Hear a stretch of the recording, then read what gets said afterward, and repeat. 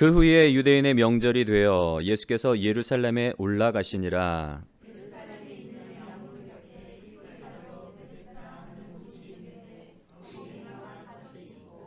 그 안에 많은 병자, 맹인, 다리 저는 사람, 혈기 마른 사람들이 누워 물의 움직임을 기다리니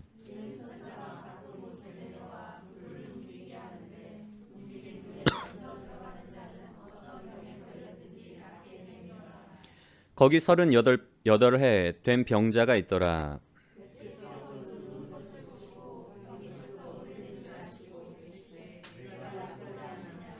병자가 대답하되 주여 물이 움직일 때에 나를 못에 넣어주는 사람이 없어 내가 가는 동안에 다른 사람이 먼저 내려가나이다. 그 사람이 곧 나아서 자리를 들고 걸어가니라. 이날은 안식일이니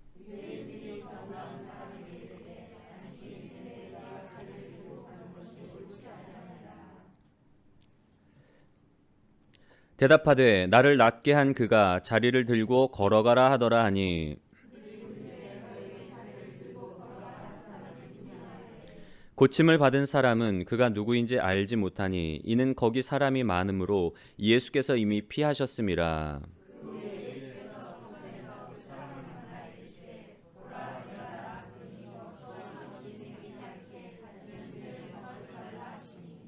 그 사람이 유대인들에게 가서 자기를 고친 이는 예수라 하니라.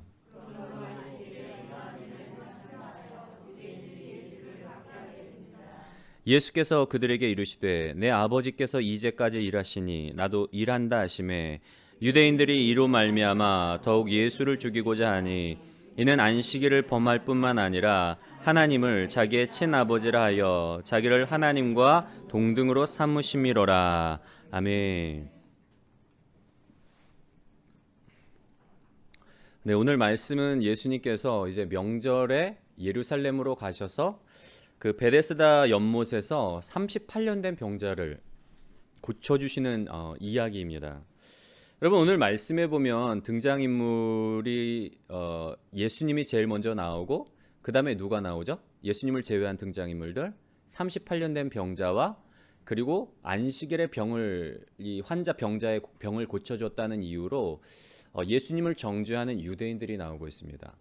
근데 보통 요한복음에 보면은 요한이 유대인들이라고 그렇게 표현한 그 용어는 거의 종교 지도자들이에요. 바리새인들과 서기관들 그리고 제사장들 이런 종교 지도자들을 가리켜서 유대인들이라고 그렇게 표현을 하는데요. 그래서 오늘 말씀에 등장하는 인물을 보면 예수님을 제외하고 38년 된 병자와 그리고 유대의 종교 지도자들이 어떤 주인공으로 이 말씀 가운데 등장하는 것을 볼 수가 있는데요. 여러분 언뜻 보면 이 38년 된 병자와 유대의 어떤 종교 지도자들 사이에는 공통점이 없을 것 같아요. 그렇죠. 가난한 병자와 그리고 어떻게 보면은 그 지도층에 있는 유대 종교 지도자들과 사이에는 어떤 공통점이 없을 것 같은데 그런데 예수님이 보시기에는 두 그룹의 공통점이 있어요. 그건 뭔가 하면 바로 그들 모두가 38년 된 병자도 그렇고 유대의 종교 지도자들도 마찬가지로 하나님의 자비와 그리고 하나님의 은혜가 필요한 죄인들이라는 거예요. 여러분 혹시 술 취한 사람과 정신병자의 공통점을 아시나요? 술 취한 사람과 정신병자의 공통점이 뭘까요? 제정신이 아니다. 우리는 그렇게 생각하지만 그 사람들은 나는 정신이 말짱해. 그렇게 생각을 해요. 술 취한 사람 중에 막 다리가 풀려서 막 비틀비틀거리고 눈도 풀리고 혀도 꼬여가지고 그렇게 해도 나 정신 말짱해 막 그러잖아요. 그리고 정신병자 병원에 가봐도 환자들 중에 누구 하나 내가 환자라고 생각하는 사람이 없단 말이에요. 나는 정상인데 사람들이 나를 잡아다가 병원에 가둬뒀다는 거예요. 나 집을 내보내달라 그런단 말이에요. 정신병원에서 아무리 환자들이나 정상이라고 그래도 의사의 눈에는 뭐죠? 환자인 거예요. 여러분 예수님의 눈에는 아무리 유대 종교 지도자들의 율법의 의를 지키고 종교적으로 열심을 가져도 예수님의 눈에는 뭐라고요? 죄인들이에요. 구원이 필요한 하나님의 은혜와 하나님의 자비가 필요한 죄인들이라는 거예요. 그것뿐만 아니라 이 두 그룹이 갖는 공통점이 있는데요. 하나님이 보시기에 죄인들일 뿐만 아니라 하나님의 은혜와 자비가 필요한 죄인들임에도 불구하고 이들의 그 삶의 모습들을 보면 하나님의 자비가 없는 삶을 살아가고 있는 모습을 좀 볼 수가 있어요. 오늘은 그 내용을 좀 살펴보려고 해요. 이 두 그룹 다 하나님 38년 된 병자도 그렇고 유대의 종교 지도자들도 그렇고 하나님의 자비하심과는 무관한 삶을 살아가고 있는 모습을 우리가 좀 오늘 말씀을 통해 살펴보려고 하는데요. 오늘 말씀을 통해서 우리가 두 주인공들이 보여주고 있는 믿음의 내용, 과연 이 사람들이 믿는 그 내용이 뭔지, 그리고 하나님의 자비가 빠진 그런 어떤 믿음을 붙잡고 있는 하나님의 자비하심이 없어요. 이들의 삶 가운데는 하나님의 자비하심과는 무관한 삶을 살아가고 있는 그 믿음의 삶이 어떠한 모습으로 나타나는지, 그리고 우리의 삶 가운데 하나님의 자비하심이 어떤 의미로 우리의 삶 가운데 어떤 의미가 있는지 오늘 말씀을 통해 좀 살펴보려고 합니다. 먼저 38년 된 병자를 좀 살펴보면 그 사도 요한은 본문 말씀을 통해서 이 사람에 대해서 38년 된 병자에 대해서 우리에게 몇 가지의 정보를 제공해 주고 있어요. 먼저 이 병자는 어디에 머물고 있었죠? 양문이라는 그 양의 문이 있었대요. 예루살렘 그 성읍 이렇게 도성을 둘러싼 문들 중에 양의 문이라는 문이 있었는데 이 문을 통해서 제사에 쓸 양들이 들어가는 문이라고 해서 보통 이 문을 통해서 제사에 쓸 양들을 이렇게 성내로 이끌었다고 해서 그 문을 양의 문이라고 그랬대요. 그리고 그 문 곁에 베데스다라는 못이 있었는데요. 이 베데스다라는 그 못의 이름은 의미는 뭔가 하면 자비의 집이에요. 자비의 집. 그 못 가운데 행각이 5채가 있었는데 거기에는 많은 병자들이 있었어요. 오늘 38년 된 병자도 거기에 머물고 있었어요. 행각의 수많은 병자들,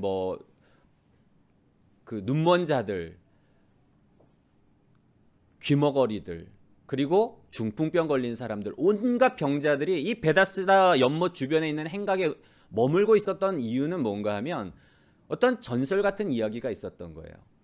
이 못 가운데 가끔씩 천사가 내려와서 이 못에 이제 잠깐 담갔다 가는데 그때의 천사가 담갔다 가면 물이 움직인대요. 그 천사가 잠깐 담갔다 가는 그때에 제일 먼저 그 물 속에 들어가는 사람은 어떤 병이든지 낫는다라는 그런 어떤 전설이 있기 때문에 사람들이 자기의 병을 치료하기 위해서 그 못가에 수많은 병자들이 진을 치고 있었던 거예요. 언제라도 막 그 물이 움직일 때를 기다렸다가 들어가서 제일 먼저 들어가서 병을 고치기 위해서. 여러분 이 38년 된 병자도 38년이라는 시간 굉장히 오랜 시간이잖아요. 거의 40년인데 제가 올해 이제 48인데 제가 한 8살, 10살 때부터 40년 동안을 여러분 병으로 인해서 고통받고 그 병을 치료하기 위해서 그 목가에서 기다리고 있다고 한번 생각을 해보세요. 근데 문제는 뭔가 하면 이 38년 된 병자는 거동이 불편해요.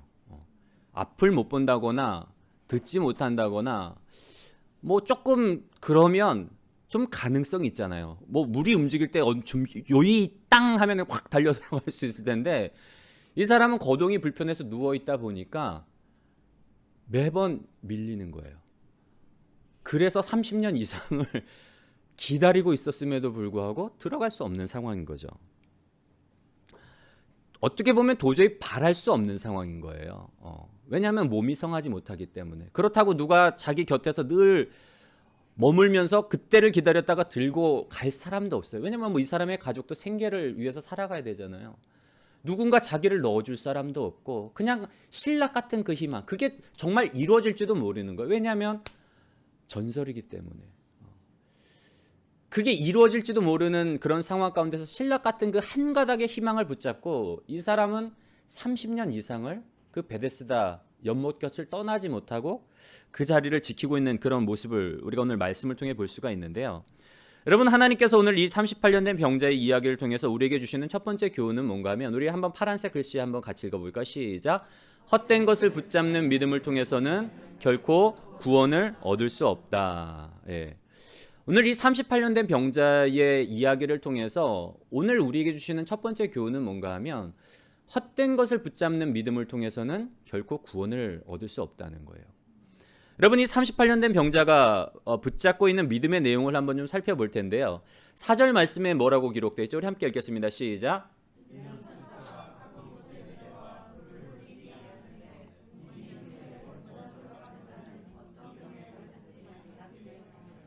네. 이 병자를 포함해서 수많은 병자들이 베데스다 연못을 지키고 있었던 이유는 저거예요.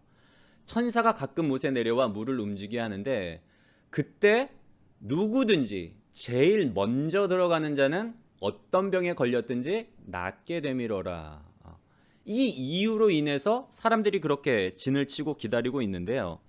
여러분, 그 병을 고침받기 위해서 조건이 뭐죠?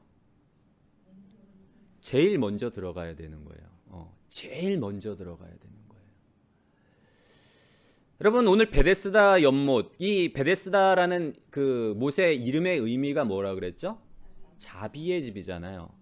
사실 그 베데스다 연못은 사실 하나님의 그 자비하심으로 충만한 장소여야만 돼요. 그런데 병을 고침받는 사람은 누구라고요? 그 연못에 제일 먼저 들어가는 사람이에요. 여러분, 제일 먼저 들어가는 그 행동이 과연 하나님의 자비하심으로 말미암은 걸까요? 아니면 사람의 공로로 인한 걸까요? 사람의 어떤 열심과 사람의 공로로 병을 고침받는 거예요. 그리고 그 장소에서 만약 실제로 그런 일이 일어난다고 해도 수많은 병자들 중에 병 고침을 받을 수 있는 사람은 몇 명이에요? 한 사람밖에 없는 거예요. 그러면 하나님의 자비하심은 그 한 사람밖에 누릴 수 없는 그런 상황인 거죠. 그렇다면 이게 정말 하나님의 자비하심으로 말미암은 거냐? 아니잖아요. 누구든지 그 천사가 들어왔다가 물이 움직일 때 들어가는 사람, 그건 이 사람의 어떤 공로, 재빨리 기다렸다가 들어갔기 때문에 얻어지는 공로지 결코 하나님의 자비하심이 아니란 말이에요. 더군다나 그 장소는 하나님의 자비하심으로 충만한 장소가 아니라 여러분 정말 피도 눈물도 없는 경쟁의 자리잖아요. 다른 사람 제쳐두고 내가 먼저 들어가야지 내가 고침받기 때문에 이거는 치열한 경쟁의 현장이란 말이에요. 자비와는 무관한 그런 현장이에요. 그 현장 가운데 이 38년 된 병자는 어떻게 해서든지 낫고자 그 자리를 떠나지 못하고 그냥 맴돌고 있는 거예요. 머물고 있는 거예요. 사실은 이 사람은 가능성이 없어요. 거동이 불편하기 때문에 누가 자기를 넣어주는 사람도 없기 때문에 이 사람한테는 그 신락 같은 희망, 자기는 그 신락 같은 희망 때문에 떠나지 못하고 있지만 현실적으로 봤을 때는 이 사람에게는 어떤 소망도 없는 상황이란 말이에요. 제가 예전에 그 유튜브에서 동영상을 하나 본 기억이 있는데요. 여러분 강원도 정선에 있는 카지노 아시잖아요. 그 동영상의 내용이 그거예요. 정선 카지노를 떠나지 못하는 사람들. 처음에 그냥 재미로 갔다가 이렇게 몇 번 땡겨보니까 또 이거 뭐 해보니까 재밌는 거예요. 그래서 좀 따기도 하고 그러다 보니까 자꾸 이렇게 가다 보니까 이제 어느새 가산을 탕진하게 되고 도박에 빠져가지고 가족들과도 헤어져 이제 뭐 이혼하게 되고 가족들과도 헤어지는 그런 상황 가운데 이제 직면하게 되는데, 근데 이 사람들이 다 알고 있어요. 누구를 탓하겠어요? 다 자기 잘못인데 자기 잘못으로 인해서 가산도 탕진하고 사랑하는 가족들과도 헤어지게 됐다는 것을 알면서도 자기 탓을 하면서도 그 자리를 떠나지 못하는 거예요. 앵벌이 하면서 근근히 그 자리 지키고 있다가 조금 누가 그 뭐 이렇게 뭐라 그러죠? 그거 따면은 주는 거 뭐라 그러죠? 모찌. 네네. 모찌 받으면 또 그거 가지고 가서 또 땡기고 떠나지 못하는 거예요. 왜요? 미련 때문에. 행여나하는 그 한 가닥의 그 어떤 희망, 그 미련 때문에 본전 생각나가지고 떠나지 못하는 거예요. 여러분 어떻게 보면은 이 38년 된 병자도 마찬가지예요. 그 치열한 경쟁의 그 현장 속에서 30년 이상 동안을 기다리면서도 30년 정도 기다렸으면은 야 이제 포기할 만도 하잖아요. 내 상황을 좀 인식하고 나 이거는 나한테 도저히 가능성이 없구나. 그냥 집에서라도 좀 편하게 살아야겠다. 그런데도 불구하고 이 사람은 그 신락 같은 희망 한 가닥 붙잡고 이루어지지도 않는데도 불구하고 그 자리를 그곳을 지키고 매달렸지만 얻은 것이라고는 뭐예요? 마음의 상처밖에 없는 그런 절망적인 상황 가운데 있는 이 병자의 모습. 오늘 이 38년 된 병자를 통해서 우리에게 주시는 교훈은 뭔가 하면 헛된 것을 붙잡는 믿음을 통해서는 결코 구원을 얻을 수 없다는 거예요. 그 자리는 여러분 자비의 장소가 아니에요. 그냥 치열한 어떤 경쟁의 자리고 이 사람에게는 도저히 가능성이 없는 그런 상황이란 말이에요. 두 번째로 38년 된 병자를 통해서 우리에게 주시는 두 번째 교훈은 뭔가 하면 한번 읽어볼까요? 파란색 글씨 된 것 시작. 하나님의 자비가 없으면 우리는 낙담하거나 원망한다. 이 38년 된 병자는 헛된 믿음을 가지고 있어요. 천사가 다녀갔다가 움직일 때 들어가면 어떤 병이든 낫게 된다. 근데 이 사람한테는 소용이 없는 헛된 믿음이란 말이에요. 그건 하나님의 자비하심과는 상관이 없는 그런 믿음이에요. 근데 문제는 뭔가 하면 이 사람이 그 38년 동안이나 그 자리를 지키면서 어떻게 되는가 하면 예수님께서 이 병자에게 우리 다음 장 한번 넘겨주시게 말씀 6절과 7절 말씀 한번 읽어볼까요? 시작. 예수께서 그 누운 것을 보시고 병이 벌써 오래된 줄 아시고 이르시되 내가 낫고자 하느냐. 병자가 대답하되 주여 물이 움직일 때에 나를 못에 넣어주는 사람이 없어 가는 동안에 다른 사람이 먼저 내려가나이다. 예수님이 이 병자를 긍휼히 여겨서 하나님의 자비하심으로 인해서 와서 이 병자를 치료해 주시려고 해요. 그래서 물어보죠. 내가 낫고자 하느냐? 근데 이 병자가 뭐라고 대답을 하는가 하면 물이 움직일 때에 나를 넣어주는 사람이 없어서 다른 사람이 나보다 먼저 들어가나이다. 이 사람의 말 안에는 서운함과 원망이 들어있는 거예요.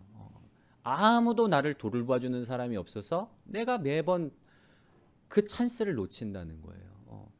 나는 30년 이상이나 기다렸는데 첫 양심도 없는 양심의 털도 안 난 저 사람들은 새치기해서 나보다 먼저 들어갔다는 거예요. 그런 어떤 서운함과 그런 다른 사람들에 대한 원망이 이 사람의 이 말 안에는 담겨 있는 거예요.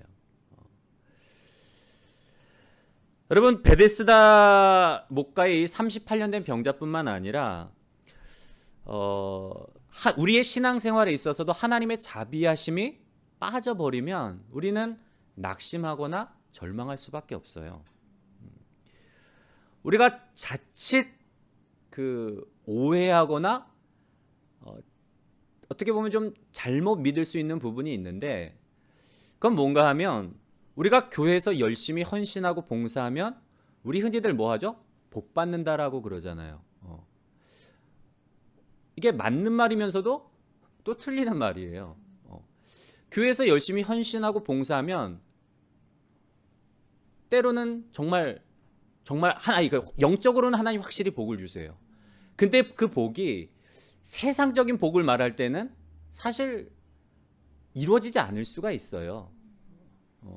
그리고 문제는 뭔가 하면 우리의 어떤 신앙의 동기가 내가 어떤 세상적으로 원하는 세상적인 복을 받기 위해서 내가 신앙적으로 열심을 내고 신앙적으로 봉사를 한다면 그 믿음은 문제가 있는 믿음이에요. 쉽게 말하면 헛된 믿음이에요. 그건 하나님의 자비하심과는 상관없단 말이에요. 만약에 그런 어떤 동기를 가지고 내가 신앙생활을 열심히 한다고 한번 생각을 해보세요. 내가 복 받기 위해서 내가 원하는 세상적인 복, 물질의 복, 성공의 복, 부자 되는 복 이런 복을 받으려고 열심히 헌신하고 열심히 섬기는데 근데 하나님이 그런 복을 허락하시지 않는다면 어떻게 될까요? 우리 마음 가운데 낙심하게 되겠죠. 내가 하나님을 섬기는 열심이 부족해서 하나님이 나를 축복해 주시지 않는 걸까? 내가 내 어떤 열심에 문제가 있어서 하나님이 나를 축복해 주시지 않는 걸까? 그런 어떤 마음으로 해서 낙심할 수가 있을 거고 그리고 다른 사람을 볼 때 저 집사는 열심히 하지도 않는데 뭐 자녀들이 잘 되고 애들이 결혼도 잘하고 좋은 직장 들어가고 이거 뭐야? 하나님 왜 이렇게 불공평해요? 하나님에 대한 원망? 사촌이 땅 사면 배가 아프다는데 옆집 집사님이 또 이렇게 집사하고 자녀들 잘 되면 배가 아프고 원망이 우리 안에 자리 잡게 된단 말이에요. 그건 하나님의 자비하심과는 상관이 없는 삶이에요, 여러분. 하나님의 자비하심이 없으면 우리의 삶은 어떻게 된다고요? 낙담하거나 원망할 수밖에 없는 거예요. 근데 오늘 이 병자에게 놀라운 일이 일어나죠. 예수님이 이 병자에게 찾아오신 거예요. 여러분 한번 생각을 해보세요. 이 베데스다 목가에 행각 5이 있었고 수많은 병자가 있었대요. 아마 수백 명, 어쩌면 뭐 수백 명의 병자들이 있었을 거예요. 왜냐하면 다 절박하잖아요.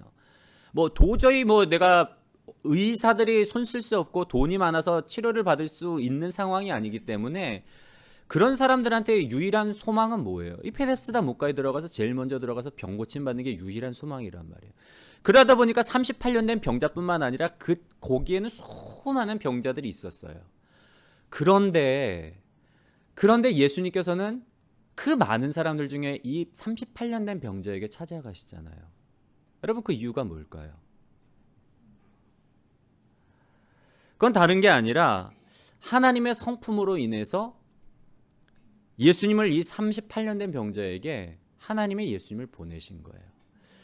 우리가 이제 조직신학에서 하나님의 성품에 대해서 이야기를 할 때 두 가지 이야기를 합니다. 하나님의 자비하심과 하나님의 은혜를 조직신학에서 뭐라고 이야기를 하는가 하면 한번 같이 읽어볼까? 하나님의 자비, 시작.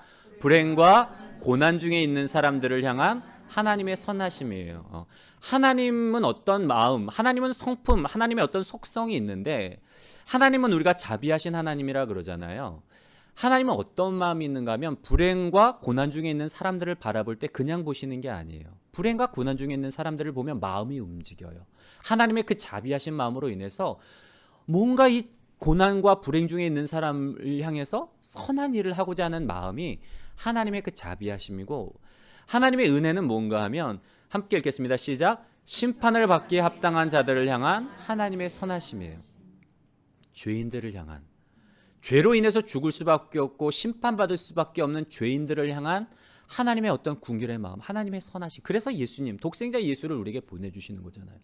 죄인들을 바라볼 때에 심판자로서 이놈, 너 때만 너 잘 만났다 이놈, 이게 아니란 말이에요. 죄인들을 향해서도 여전히 궁율의 마음을 가지고 제가 돌이켜야 되는데, 제가 예수 믿고 하나님의 자녀 되어야 되는데, 생명으로 와야 되는데, 하나님은 악인의 멸망을 결코 기뻐하지 않으신다고 말하잖아요. 이게 하나님의 은혜란 말이에요.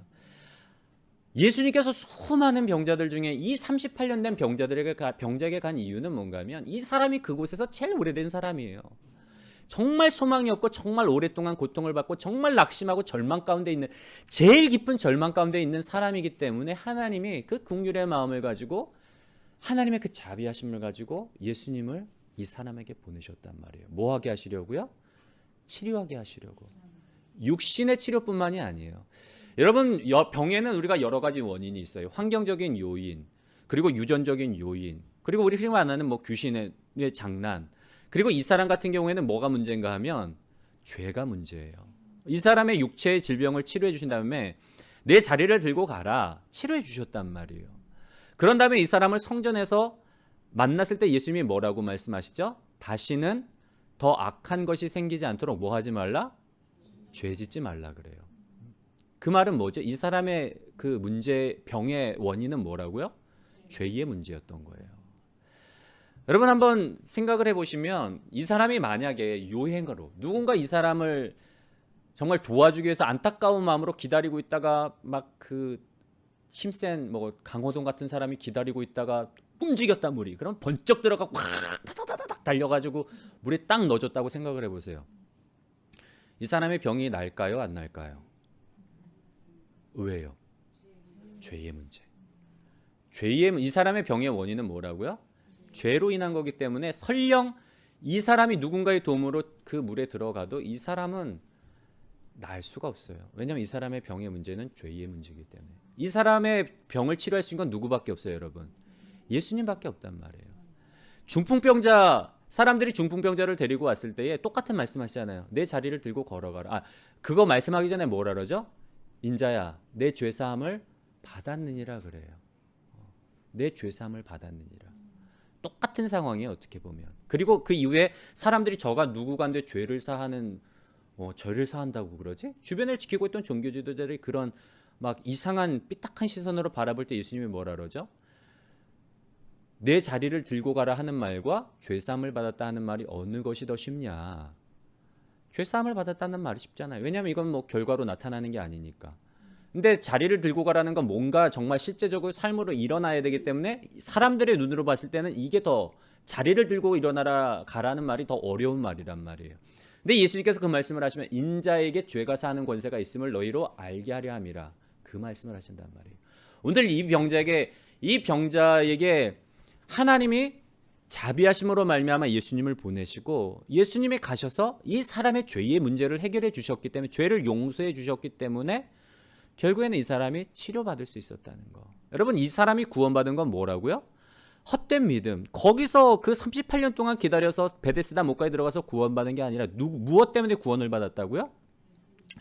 하나님의 자비하심 그리고 예수님의 죄사함으로 말미암아 이 사람이 구원을 얻을 수 있었다는 거.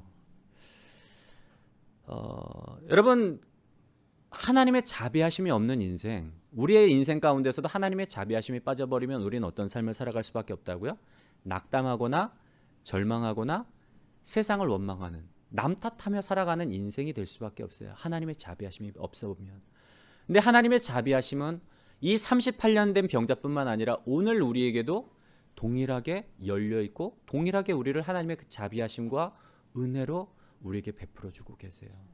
여러분 우리가 살아가면서 이 하나님의 자비하심으로 말미암아 정말 이 광야 같은 세상 속에서도 우리가 넉넉히 이기는 삶을 살아가시는 복된 여러분들이 되시기를 주님의 이름으로 간절히 소원합니다. 두 번째로 우리가 이제 유대 종교 지도자들의 어떤 믿음의 내용을 살펴보려고 하는데요. 여러분 예수님께서 이 38년 된 병자를 고친 날이 무슨 날이라 그랬죠? 때마침 안식일이었잖아요. 유대 종교 지도자들이 일어나서 침상을 가지고 걸어가는 이 38년 된 병자를 보고서 지적을 해요.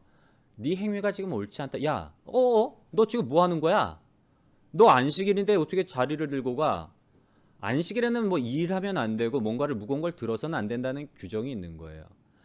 지금 이 사람들은 이 병자 38년 된 이 병자가 낫다는 것으로 인해서 놀라워하고 기뻐하고 하나님께 영광을 돌리는 게 아니라 안식일을 어겼다고, 안식일의 규정을 범했다고 이 사람들을 지적을 하는 거예요. 그리고 누가 너 보고 지금 이렇게 가라 그랬어? 이 사람이 처음엔 모르잖아요. 누가 자기를 낫게 해준지도 몰랐단 말이에요. 그리고 예수님이 사람이 많은 관계로 인해서 자기를 드러내지 않으시려고 그 자리를 피하다 보니까 이 사람도 뭐 그냥 부지불식간에 고침받고 이게 뭔 일이지 하고 그냥 얼떨결에 고침받고 막 그러던 상황인 거예요. 근데 나중에 이제 예수님이라는 분이 나를 고치셨다는 걸 알게 되고 유대인들에게 이야기를 하자 유대인들이 예수님을 정죄를 하는 거예요. 어떻게 안식일에 의료 행위를 할 수 있냐? 안식일에 일을 할 수 있냐?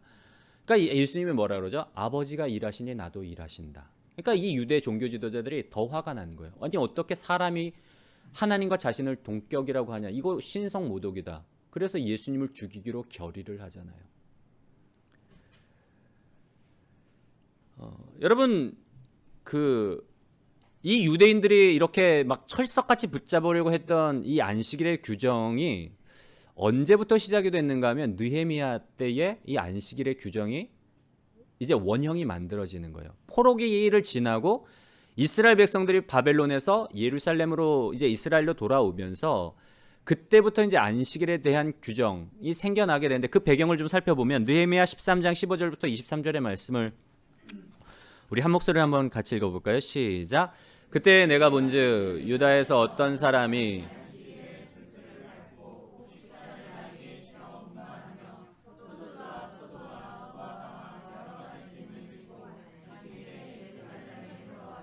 음식물을 팔기로 그날에 내가 경계하였고 또 두롯 사람이 예루살렘에 살며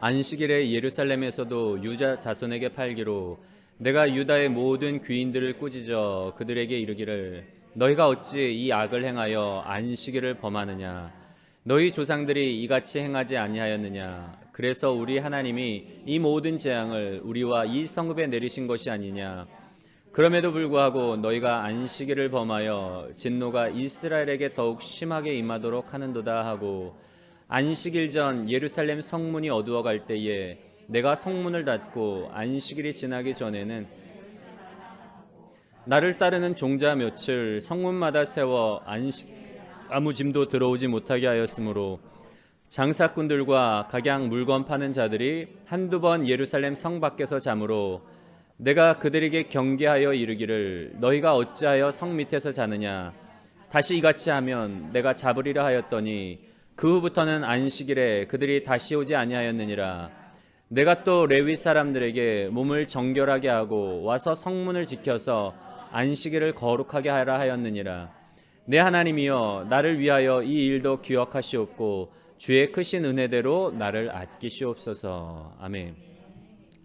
포로에서 이제 돌아왔던 이스라엘 백성들한테는 사실 이 하나님의 절기나 하나님의 율법을 지키는 일에 대해서 잘 몰랐어요. 왜냐하면 그의 조상들이 자녀들에게 제대로 된 신앙 교육을 하지 않았기 때문에 이스라엘 백성들이 바벨론의 포로로 사로잡혀가게 된 이유도 다 그거예요. 하나님을 잘 믿고 섬기고 예배하는 것이 아니라 이방신들을 섬기고 그러다 보니까 이제 이 이스라엘 백성들이 바벨론의 포로로 사로잡혀가게 됐는데 뭐 그러다 보니까 바벨론에서 포로로 돌아와도 여전히 상황이 나아진 게 없잖아요. 안식일에도 사람들이 막 장사하고 물건을 가지고 와서 팔려고 하니까 느헤미야가 보니까 이건 아닌 거예요. 우리가 이로 말미암아 하나님을 경외하지 못하고 절기도 지키지 못하고 우리가 안식일도 범해서 우리가 이런 수치를 당했는데 안식일을 철저히 지켜야 되겠다. 그래서 성문을 닫고 들어오지 못하게 하는 거예요. 그때부터 사실은 안식일에 대한 규정들이 세워지는 거예요. 어떻게 우리가 안식일을 잘 지킬 수 있을까? 장로들이 모여서 회의를 해서 세부적인 조항들을 만든단 말이에요. 안식일에 해야 할 수 있는 것과 하지 못하는 것들. 여러분 원래의 그 안식일의 규정 이렇게 원래를 안식일을 지키려고 했던 어떤 원래의 의미는 뭔가 하면 안식일에는 쉼을 통해서 우리가 적어도 안식일만큼은 사람들의 어떤 욕망으로부터 벗어나서 하나님의 은혜 속에서 하나님이 우리에게 베풀어 주신 그 은혜를 기억하며 감사하며 하나님의 은혜 아래서 자유롭게 되는 그런 의도를 가지고 안식일을 지켜야 했는데 그러니까 안식일은 그런 원래의 의미는 그런 거였어요. 세상적인 삶으로부터 세상적인 욕망으로부터 그날 하루 내가 딱 모든 것들로부터 차단되고 절제하고 하나님께 집중함으로 인해서 하나님이 내 인생 가운데 베풀어 주신 은혜들 그 자비하심을 기억하면서 감사하고 찬양하고 신앙의 어떤 중심을 잡는 그런 날이 안식일이었는데 근데 시간이 원래는 그런 의미로 이렇게 지켰지만 시간이 점점 지나가면서 뭐가 되는가 하면 안식일 자체를 즐기는 것이 목적이 돼버리는 거예요. 왜냐하면 시간이 지나면서 유대인들이 우리가 흩어지지 않고 당시에 이제 뭐 이미 유대 사람들이 디아스포라 유대인들이 있었단 말이에요. 여러 지역으로 흩어져 살다 보니까 뭔가 유대인의 정체성이 필요한 거예요. 그래서 유대인의 정체성을 지킬 수 있는 건 할례와 안식일을 지키는 것. 안식일을 지킴으로 인해서 유대인들의 정체성을 지키기 위한 어떤 목적으로 이게 점점 변질이 되다 보니까 안식일을 지키지 않는 사람은 뭐가 되는가 하면 매국노나 이방인 같은 이스라엘의 순수한 어떤 이스라엘의 어떤 전통을 해치는 그런 자가 되는 거예요. 그래서 이 유대 종교 지도자들이 예수님을 보고 정죄하는 게 그 이유인 거예요. 어떻게 안식일을 범하느냐? 어떻게 안식일을 그렇게 규정을 해칠 수가 있느냐? 더 나아가서는 이 사람들이 예수님을 죽이려고 하잖아요. 예수님이 하나님과 동등됨으로 여기니까.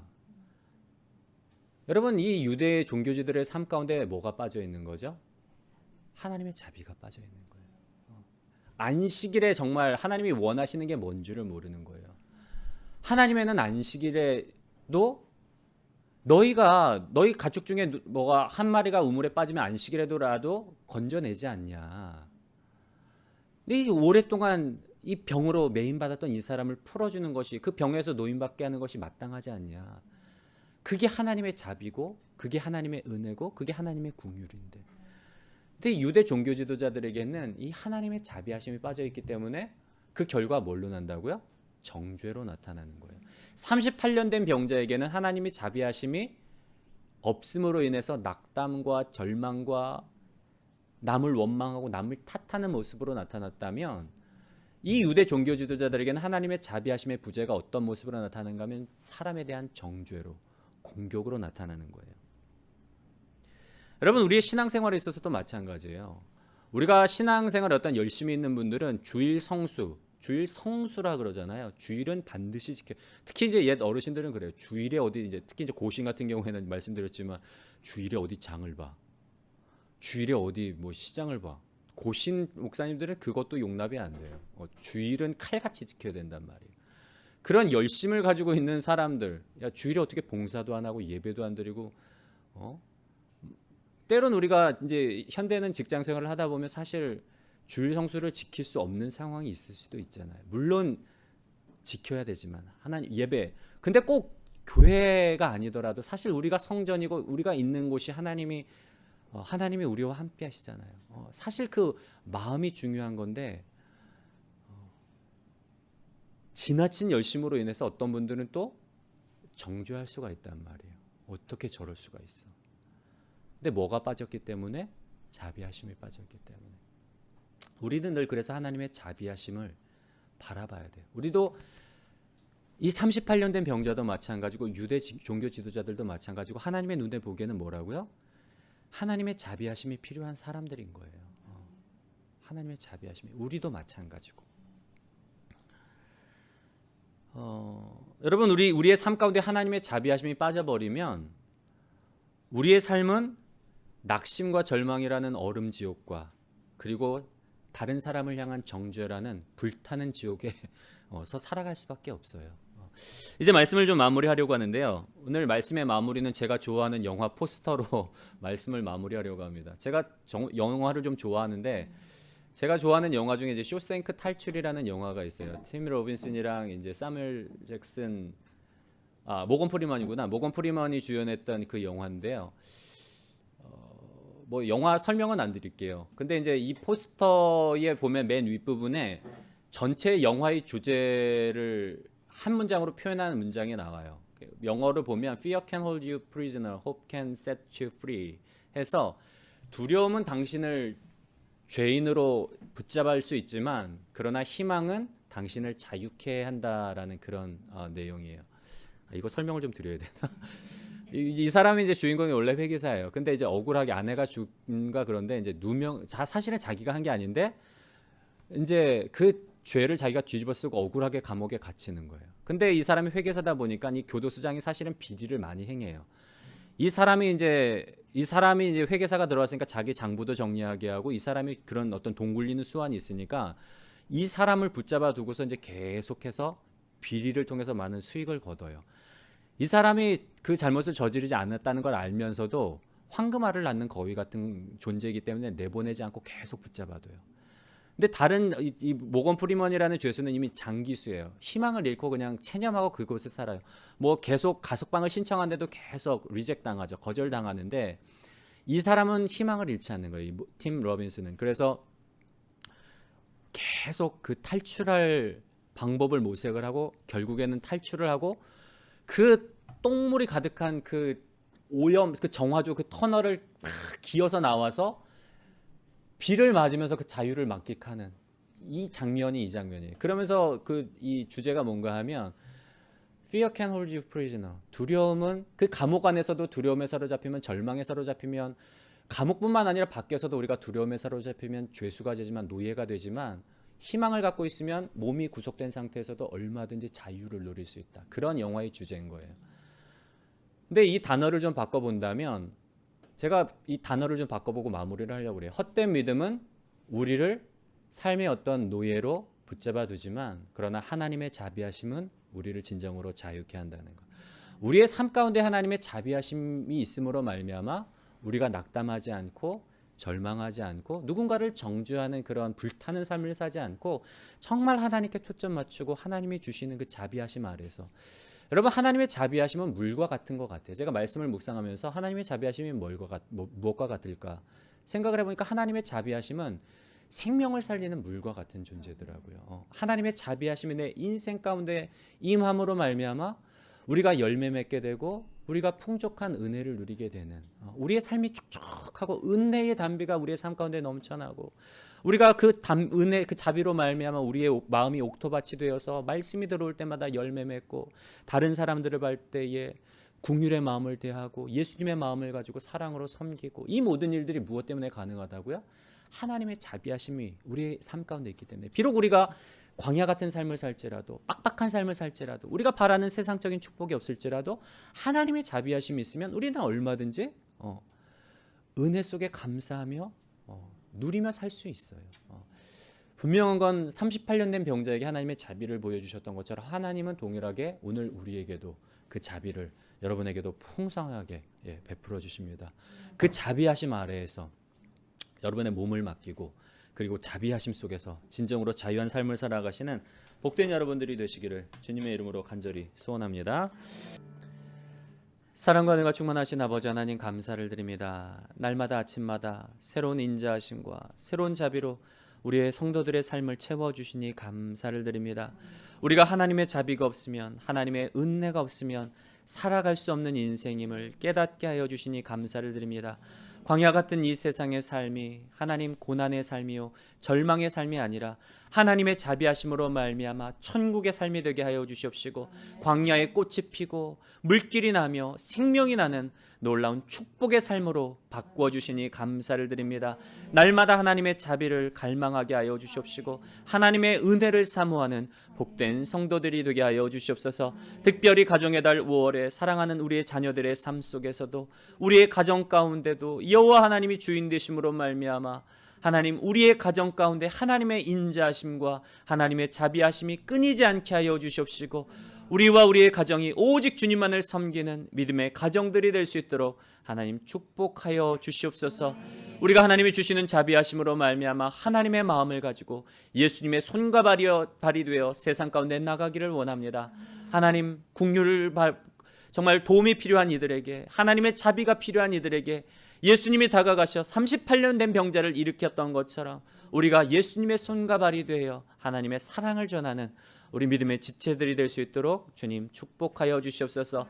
늘 우리와 동행하시는 우리에게 귀한 자비하심으로 날마다 베풀어 주신 하나님의 은혜를 감사를 드리며, 이 모든 말씀을 주 예수님의 이름으로 감사하며 기도드렸사옵나이다. 아멘.